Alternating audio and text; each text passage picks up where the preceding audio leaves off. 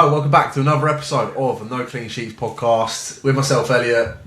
Got my boy Pete here as well. How you doing, mate? I'm doing very well, mate. How are you? Yeah, I had a good weekend actually. Predicted Man City to win the League Cup final, and everyone. Both did. Both did, yeah. Both did, yeah. I think everything that we said last week was kind of spot on. But I said that Mark Gahey would score. Didn't even realise he was cup tied. So yeah, I only found that out just before the game. Yeah, I was actually surprised because what a stupid rule. Semenyo could still play though, couldn't he? I don't get it. I'll be honest, I don't get it. They ain't got a clue, have they? What a terrible decision Yeah. to make. But yeah, anyway, Arsenal tears over the weekend. Inject it into me, mate. Inject it into me. It was that. I tell you what, that was a result that was good for not only for Man City. That was good for football. That result. It was good. 100%. It was good for football. But the thing is, we know Man City are, in the grand scheme of things, a small club. There was no noise really coming from City, was there? There was no hype from the fans. A lot of fans obviously probably going into it thinking Arsenal are going to beat us here. Arsenal were the clear favourites. Everyone talking about how excited they were about Arsenal potentially getting their first trophy in 6 years. And then after the game, I'm still hearing excuses. I'm hearing stuff like, we haven't bottled it. The word bottling is not accurate at all. I'm like, shut up. You were the favourites going into it. Yeah. Somehow you've gone and lost that game. But anyway, mate, what were your thoughts going into it? When you saw the lineup, what were your thoughts on the game? How it panned out? I mean, let's start with the goalkeepers. I'm not a fan at all of having. I mean, actually, no. Let me retract that statement before I say it. In terms of cup goalkeepers, don't mind in the earlier rounds you're giving your B goalkeeper an opportunity. Absolutely, they still need game time at the end of the day, and they need to keep sharp. They need to keep fit. So I'm totally on board with that. When it comes to the crunch time in these tournaments, including the finals, I don't think there's any excuse for playing your number 2 goalkeeper, because it's basically showing that you're willing to immediately take a risk in the game, an unnecessary risk, I think, just to keep someone happy. I don't care if Kepa's played the whole tournament. I don't care if Trafford's played the whole tournament. It's a final. You want to win. You want to make history for your club. You play your best players. I think it's as black and white as that. So yeah, I thought that was baffling from both teams, by the way, not just Arsenal playing Kepa. I think it was kind of strange that Donnarumma didn't play. 100%. I totally agree with every word you've just said then. I thought when I saw the team lineups of both, I thought not just Arsenal, I thought both teams made a mistake there. What are you doing? And especially, I actually feared more for Trafford going into it than I did Kepa. I just feel that with Kepa, I mean, his experience is not particularly fantastic in cup finals. I think Trafford, a lot younger goalkeeper, but in all fairness to him, he's made a great save in the first 10 minutes of that game. And you do get a lot of Arsenal fans going, yeah, but City done the same thing as us. I think it meant more for Arsenal, though, because they haven't won a trophy in 6 years. Yes. There was more on the line for Arsenal in this game. And if you're an Arsenal fan, you shouldn't care what City have done. You've got to pick your best 11 for that game. But ultimately, look, it's a horrendous mistake from a goalkeeper, and I wouldn't expect that from a goalkeeper really at any level. However, I don't think it would have made a difference regardless of who was in goal, in my opinion. You still think City would have won? I still think City would have won. I just felt Arsenal was so flat in that game. The forward line just absolutely stunk. The midfield as well. City done an unbelievable job I agree. on Zubimendi and Rice. They didn't get a sniff. Literally, Zubimendi, I was going to make a point on him. So he played the whole 90 minutes, bear in mind. Guess how many completed passes he made? Oh, man, I don't even know that stat. Is it probably, 50 odd? 23. 23? 23 passes. The bloke was on the pitch for 90 minutes. And I've also got Rice's, just to kind of back that argument up. They were just really bad. Rice did just over 40, which isn't great either, by the way. Rice stinker. No one talked about him getting a Ballon d'Or. That was the most embarrassing shout I've ever heard. He's just dropped an absolute biblical stinker. Yeah. In a cup final. Pathetic he was in that game. And mate, Saka was horrific. Absolutely horrific. He's been pants for months. Yeah. He's fallen off a cliff. I think now with his form as a winger when you're meant to be explosive, I think he's got to go inside now. I think he's got to be a number 10. He's got to be a number 10. He's been playing for so long now. He's had a lot of injuries recently, hamstring injuries, and they're going to catch up with you. He's been playing since he was 18, professional level. Unfortunately, 24, 25 now. You know, he's never been reliant really on pace, but he definitely hasn't got that sort of explosive trait that. No, unfortunately, he's not going to get a summer off either, is he? No, you know, he's going to be starting on the right wing for England, regardless of his form. Let's be real. I think it makes my argument of starting Downman look a whole lot better now. Hindsight's obviously a wonderful thing. I went into that game. I said last week. I said on last week's episode. I said that he was Arsenal's best attacker. Only bit of creative spark. Stand by it. I think they really missed him. Honestly, I think they really missed him. Mate, it doesn't look like a stupid shout at all now. Considering didn't anywhere. I don't know what Trossard. What was he offering in that game? He was terrible. I thought he was reffing. You know that one that looks like him. What, the Champions League? Yeah. I can't remember what that fella's name is. But there was only really one player I thought played well for Arsenal, and that was Saliba. I thought he had a decent game. As per usual, he handled Haaland pretty well, didn't he? Yeah, but absolute state. And I'm going to say something quite controversial. I do blame Arsenal fans as well for them losing that fixture. I don't think that's controversial. I feel the amount of hype they have going into cup finals, the edits, they make. What's his name? Matt as well on social media. I blocked him. You had to block him? Yeah. Just the amount of crap they have going into it. They're so emotional, these Arsenal fans. And then when it all comes crashing down for them, it's the excuses that get rolled out. They are their own worst enemy, I think. And do you know what? There is now an association of fans across the Premier League, across England, that are against them. Yeah, they're now forcing Man United fans. A lot of Man United fans think Man City are their biggest rival. A lot of those Man United fans, I guarantee, were cheering on Man City on the weekend. That's how bad it has got. Oh, 100%. I was cheering Man City. I've got no shame in that at all. I've got no shame in it. For me, it goes, in terms of who I hate the most, it goes Liverpool, Arsenal, Chelsea, then City. Yeah, I actually think that's the same for me. Yeah. It's that bad. So, they are the reason why they lost that game, in my opinion, and just full of excuses as per usual. I want to chat a little bit about Rodri. Oh, amazing. I think, bearing it for a player that's been out for practically, whole calendar year? He was out for a long time, did probably the worst injury you can do in football. He's come in playing against arguably the best midfield in the Premier League this season in Zubimendi and Rice, and he's absolutely bossed it. It was like he's never been, gone. Don't chat to me ever again about Rice versus Rodri. Rodri was superb. He was amazing in that game. And I'm actually going to... So him... we made this prediction last week.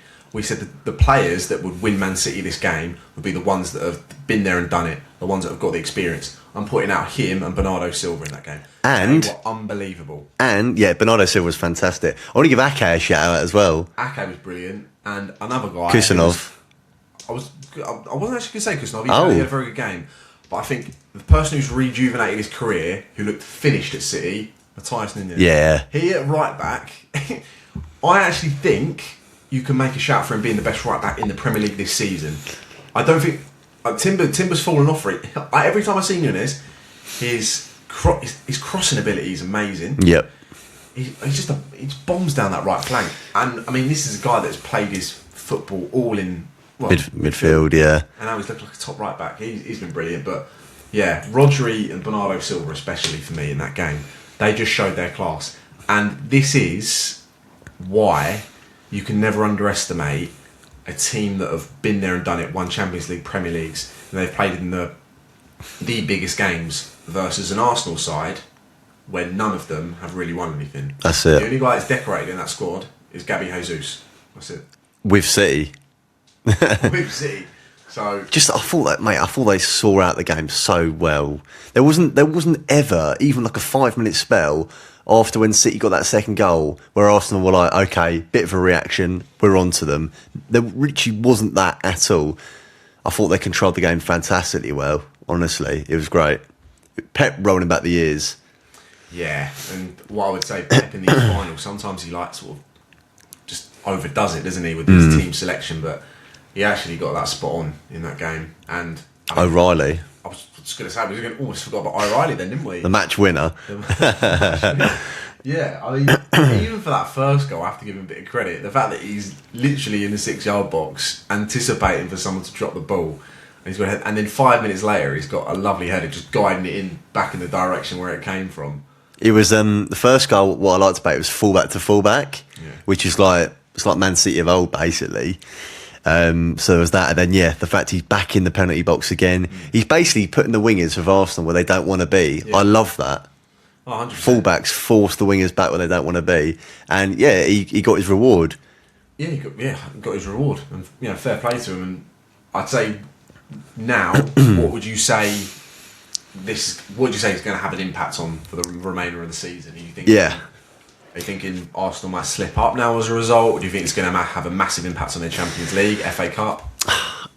I would love to sit here and say that I think this is going to mean Arsenal are going to come tumbling down. Unfortunately, I think they probably will dust themselves down, go back to their horrific, scandalous football, and I think they will still win the Prem. Yeah, so I still think they're going to win the Prem now. However, I think going off of cup competition, and look, I don't mind the League Cup, but if you're going into the Champions League playing like that, you're going to get eaten. You get found out. And Man City were fantastic yesterday, but they certainly aren't the best team in Europe. You come up against a Bayern Munich, you're going to get absolutely smoked in that game. Oh, yeah. Right. So before the final, of course, it was Man United on the Friday night game, which is a bit different, wasn't it? I fucking hate these Friday night games. Do one. Friday night and Monday night. Do it. Really? Mate, ruins your weekend. I want a Saturday 5 o'clock. I don't even mind. It's not even on TV. I don't mind a Saturday 3 o'clock as well. I just come on. Or I want a Sunday 2 or 4:30. I don't want a Friday or a Monday. I'd actually argue, Monday nights are the worst. Monday not even like a 90-minute Carragher and Neville special. No, but it's not Carragher. It's not always Carragher and Neville, is it? It's I don't know. Michael Turner. I don't know. Just some has been. No, Michael Dawson. Who the fuck's Michael Turner? Who's Michael Turner? Don't know. Apologies, Michael Turner. To be fair, I don't mind Michael Dawson. Yeah. But in terms of the game itself, before we talk about the performance or anything like that, Stuart Atwell. This is personal. Yeah, we are calling out Stuart Atwell. This is a disgrace to the refereeing. Mate. That performance against Bournemouth was one of the worst I've seen, especially in this VAR era. And going back as well, 2 months ago, Burnley versus Man United. We haven't forgotten.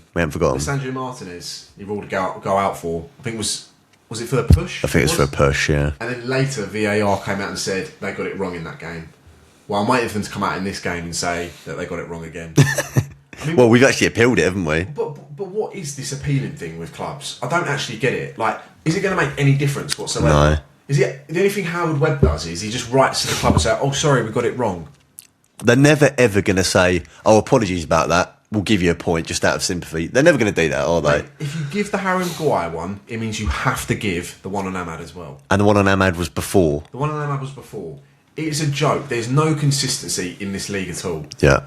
I honestly thought they didn't give that penalty because they gave one 5-10 minutes before that and thought, oh, we're not going to give Man United another penalty because they've already had one. That is how bad their officiating is. They just make it up as they go along. Oh, actually, I agree with that. I think they literally felt like, well, we can't give them 2 in the same game. It looks a bit bad, doesn't it? Bollocks. It's a penalty. Like, it is a penalty. I don't think it was a penalty, by the way. What? The Ahmad one? Yeah, I don't think it was a penalty. Mate, it's a stone wall. There's no contact on the ball. If that happened outside the box, it's going to be given a free kick, isn't it? Okay, it might be a penalty in the modern game. I don't want to see those given in the Premier League as being penalties. It's not a case of I don't want to see them. I don't really want to see them given either. No. Based on that game and based on what we see now in the Premier League, everything's soft. I still think, even with the current rules, I still think it was really soft. And then the one at the other end, don't even get me started on that. Oh my God, it is literally like, he's a centre half. Do you think he's just going to let this striker just waltz through? Like, of course he's going to give him a bit of a shove. Yes, I get it was Evan Nilsson in that case is actually quite clever because as soon as he felt a touch, he's just going to go straight to the floor. Yeah, but how can you give that as a penalty? It's baffling. Neither of them are penalties. The Cunha one is a stonewall penalty. He's grabbed out of his shirt, no complaints. The Ahmad one and the Maguire, the Maguire one, or the Evan Nilsson one, never in a million years should they be given as penalties. Never. Oh. Do you remember the Man United against? It goes both ways, by the way. Man United against Palace. Cunha won a penalty. Lacroix apparently had hold of his shirt. That was so soft. I've also seen a lot of fans go like, "Oh well, Man United shouldn't be like felt hard done by because they got the one against Crystal Palace." Like, again, I understand they're soft, but in today's game, they are all penalties. Oh, I don't like it. I don't like it at all. This is the way how it is now. And writing to Howard Webb for him to write back an apology isn't going to do niche. Like this is a top 4 battle at the end of the day. A lot of money is involved. I do agree though. Like this whole appealing thing is completely ludicrous. Like literally, what are you expecting? Do you reckon they do it for the fans? They do it for the fans, yeah. I'm sick of it. I'm sick of art. Just get rid of it. I just want to go back to how it was before.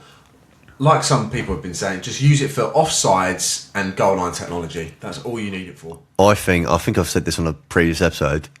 You get 1 challenge per game. VAR is still in operation, but only if you think there's been a clear and obvious mistake. And as the captain or the manager, whoever it is, decides, they say, no, I think that was shit. I think that was wrong. You can use your one thing during the game to try and overturn the decision. You give a referee a neutral look at it again. Why would they not do that? It's a fantastic idea. Yeah. What are your thoughts on the actual game? Yeah, sorry, we've just been dissing out Stuart Atwell. In terms of the actual game, I think the first half, I don't really want to talk about it. I think it was pretty boring. Moving on, the second half, I think we actually bopped it around quite nice, to be fair. I think we bopped it around all right. I just think, I know we spoke about him earlier, but Ahmad was just doing my head in that game. He was awful. He wasn't doing an awful lot. Well, going back to the first half, played it for his first touch was so bad. Like, threw on goal. Yeah. And his GA this season's been horrendous. Like, he's not threatening in the box at all. No. So he's got to be dropped for me in the next game. He's been poor. Other than that, actually had a good. It was just Bruno and Cunha. I thought he had good games. The trouble is, like, I love what Cunha did, by the way, when he won that penalty. But it is like, I wouldn't say it came from a fantastic bit of play. It was very much, and we've seen this a lot with United over the years. It's very much a moment of magic. Yeah, it was a moment of magic. Yeah, he's absolutely skinned Jimenez, and then they just brought him straight to the floor. Yeah, exactly. But I wouldn't say there's like, I'd like Man United to do a few more goals where you're like, oh, that was really good play to get that goal or get the pen or whatever. But mate, like, moving on, this is the big problem for me now, because with Carrick, I'm sorry, it just reminds me so much of Ole Gunnar Solskjaer. Yeah. And you get so many people who go, oh, it's not the same. It is. I remember Ole Gunnar Solskjaer football so well. The passage of play is relying on individual brilliance. Yep. Counter-attacks. It's a lack of intensity. And Ole Gunnar Solskjaer as well, I remember, even though he was a striker, he didn't like playing strikers. He liked playing Martial. I mean, when we brought in Ronaldo, he didn't particularly like Ronaldo. He wasn't the biggest fan of Cavani, was he? He liked... Who else did he play up front? Igalo. Yeah. Carrick cannot get the job on a permanent basis, in my opinion. Now, I just feel that it's so similar, and Man United need to look for an elite manager now. What was he? I don't understand the thought process of, you've got a striker who's in shit hot form at the minute, and you think you're playing away from home as well, where obviously you're going to need to go long a bit more often. And you think, you know what? I'm going to play 5'9" Mbeumo up top, mate, who hasn't scored in 4 or 5 games. Mate, it shows him as a manager. He's scared to change things. Yeah, but he's not able to adapt against opposition. He just sticks with the same side. This is shit management. I'm sorry, he's not good enough to get the job on a permanent basis now. Also, he's shown, although he's won a lot of games, he's also shown in the games where we dropped points. He's naive, isn't he? He's very naive. Yeah. And I think Man United will be very stupid. Well, they'll be naive themselves to give him the job on a permanent basis, because I guarantee it's going to go the exact same way that we saw under Solskjaer. Thankfully, from what I've seen and what I am seeing, it looks like they are taking other candidates more seriously at the minute. Got to look at other candidates for this role now. I'm thinking, look, the World Cup's massive. We're going to get linked with Enrique. Do I think he's going to come? No. Nagelsmann after the World Cup, Tuchel after the World Cup. They're the 3 names that I think should be considered for this role on a permanent basis. Man United cannot be going down the route of one of these hipster managers, these meaty little managers, because we're now in a position where we need to get it right. You don't want. I don't want. I'm sick to death of experiments. Basically, Yeah, I want no experiments. I want someone who's proven. By the way, I think you can rule Tuchel out of that purely because he's extended his contract with England. No. See, I disagree. I think England gave him a contract just to silence the noise over the World Cup, which I think was very clever. Because if things don't go well for him in the World Cup, I don't see him sticking around personally. What about the other way? If it goes really well, he wins. I think it could be the same. If he does his job, he could leave. If he wins the World Cup, what's the point of him staying on, really? He's done his job. What about if he just does mediocre? He gets to like a quarter or semi-final. It ultimately depends on the noise from the media, in my opinion. Because he's going to get scrutinised left, right and centre if he doesn't win this. He might just think, nah, this is not for me, this job. In which case, Man United are here for you, Thomas. Yeah, exactly. I think don't rule out Thomas Tuchel for this job. Okay, interesting. I've not thought about that. Yeah, that's what I would go for. But yeah, that was Man United versus Bournemouth. Next up, we have to talk about the Tyneside derby, mate, don't we? Oh wow, yeah. So I'll be honest, I got back from football myself, so I only caught the second half of this game. Okay. So I actually missed the build-up. The build-up looked pretty immense though, from what I saw. Build-up was unbelievable from the Newcastle fans. Yeah. I can't fault them there. However, you have lost your biggest game. Well, two biggest games of the season to your biggest rival, and newly promoted Sunderland as well. You do have to hold it. I mean, first half, I thought Newcastle were absolutely fine. Nice finish from Gordon. Yep. Second half, just flat. This is a horrendous trait I've seen from Newcastle this season. They start off games electric, yeah, and they gas out after, I'd probably say not even 30 minutes. It just goes flat. I think if they don't score more than 2-3 goals in a game, you can always get at them. I think away is completely different. I agree with when they're at home though. When they're at home, we saw it against PSG in the Champions League last year. We saw it against Barcelona, Champions League this year. Sunderland game, Spurs a couple of years back. They got 5 goals in the opening 20 minutes and then got one more in the rest of the game. So yeah, they definitely take their foot off the pedal. Yeah, Newcastle Sunderland just grew into that game completely in the second half, like playing some really nice stuff, and Newcastle just couldn't hack it at all. I have to give a shout out to, not just because he scored before that, he was having a brilliant game, but Robbie was having a fantastic game at centre forward. Yeah, he was. His all-round game was good, and for a guy that, look, don't get me wrong, he looks strong, but he's a small striker, but he puts himself about well, doesn't he? He was up against 6'7" Dan Burn, and you wouldn't know it. To be fair, there was no difference. He was superb. He held the ball up really well. He couldn't get near him really. Nah, you couldn't get near him, and fair play to something like that's their biggest achievement this season, 100%. Beating those twice. Mate, they've had an unreal year. So they're staying up in the Premier League. It's not out of the question for them to get a European spot. It's unlikely, but it's not out of the question. And they've won the Conference League push. Yeah, and they've won their 2 biggest games of the season. Well, they're exactly. 2 biggest games, but Newcastle they're a shambles. I really do think they are. I think people are underestimating that second half day against Barcelona, just complete capitulation. I feel that some of those goals are hilarious, by the way. I can't get that Lewandowski finish for a second goal. It was unreal. But going into next season, I think Newcastle are fucked. Like with their squad, I think their squad's going to get decimated. Basically, you're completely flat. Yeah, basically, you are completely fucked. Yeah, they are for me. I mean, their squad's going to get completely decimated, isn't it? You think about Bruno to Man United. Bruno G. Is it going to happen? I don't know if this is controversial. I don't want him. You don't want him? I don't want him. I thought you loved Bruno G. I love Bruno G. And I feel like this is a common thing with me. I look at players' ages too much. He's 29 in November. Yeah, I feel like it's Casemiro all over again. I don't agree with you there, mate. I think the player you're getting there is just going to come in and absolutely boss that midfield for Man United. Bearing in mind, he's already one of the slowest players in the Premier League. Oh, I don't care, mate. He's got everything. Like his leadership, plays the ball forward all the time. He's not a DM. Aggressive. No, I wouldn't say necessarily he's a DM, but Man United need a complete midfield revamp. I don't want to see like necessarily all young midfielders coming in. No, I don't want that at all. You know, I'd much rather him than bloody. Who's it? Carlos Baleba at Brighton. Oh, I don't want him. Mate, for me... I want someone coming in who's going to absolutely boss that midfield, and he's the perfect guy to do it. No, for me... Tonali? I'll take his partner in crime. I'll take Tonali, and I'll take Elliot Anderson. Thank you very much.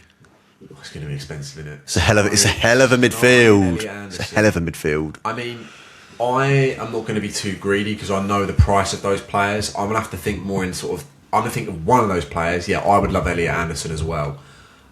Who could we get next?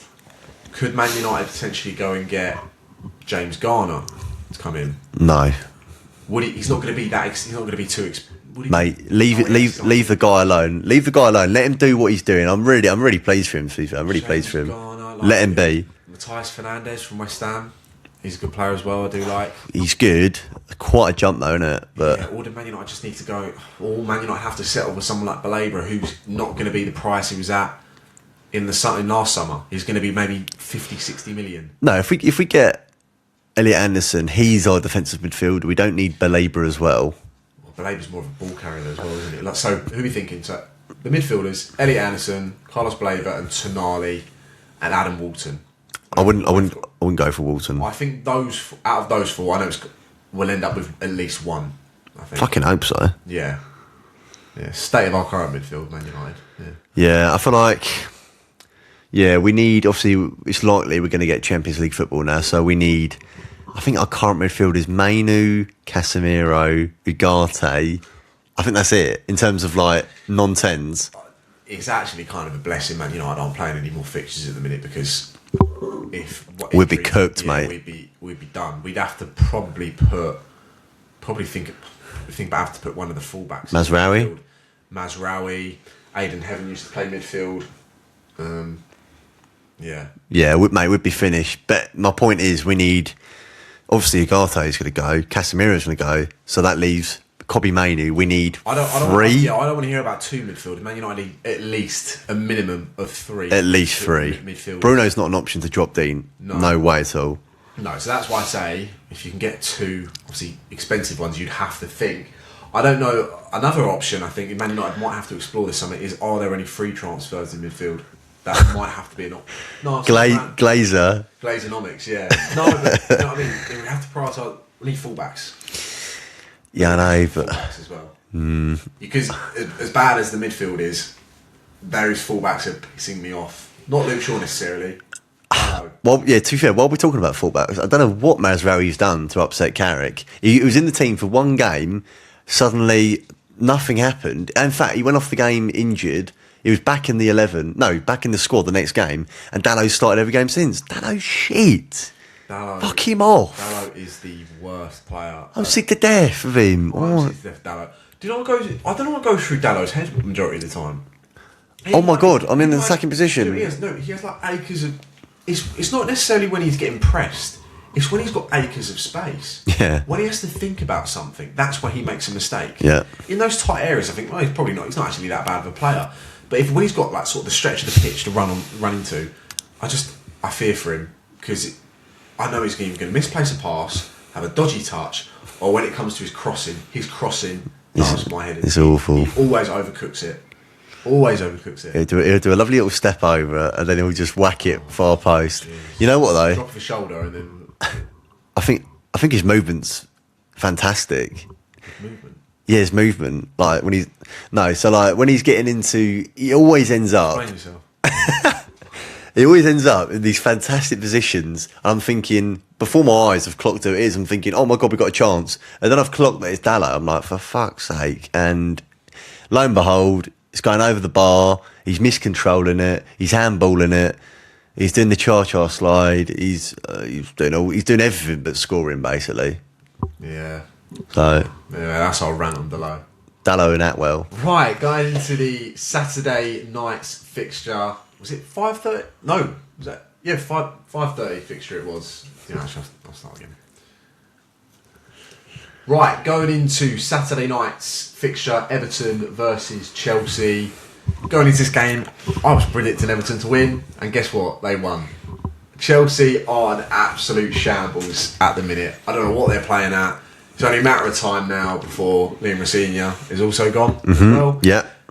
We'll have to hear no more of his shocking quotes at the end of his game about respecting the ball. You know, he's another one of these managers that even though they've lost, they're like, "Oh, my players gave everything. The players were terrific." He does speak like that. He's got quite a softly toned voice. Where he'll like, "Shut up, Liam, you idiot." Yeah, it's only a matter of time now. If they're an absolute state. I mean, that squad. I know we've spoken about it before. I'm talking about the wingers. Garnacho, Cole Palmer's fallen off a cliff recently. Liam Delap's terrible. Robert Sanchez again.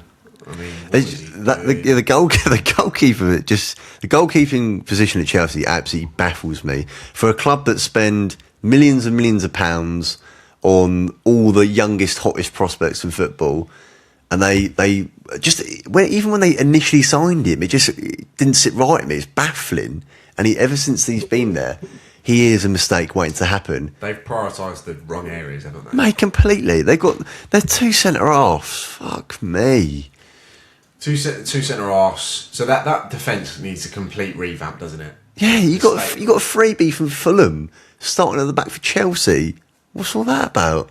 Absolute state, honestly. Like, they are at the minute. Them and Liverpool. You can't even guarantee them for one of them even to get Champions League spots. They might have to settle for Europa League spot with the way how they are both playing, because I don't see it getting better anytime soon.